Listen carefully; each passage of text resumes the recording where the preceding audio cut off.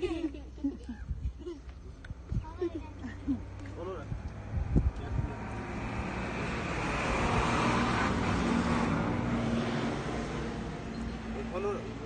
sini biasa?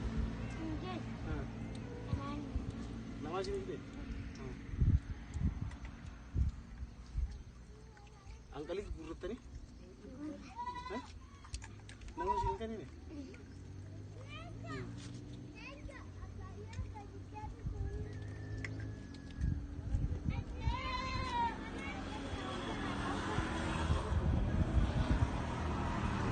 Tadi aku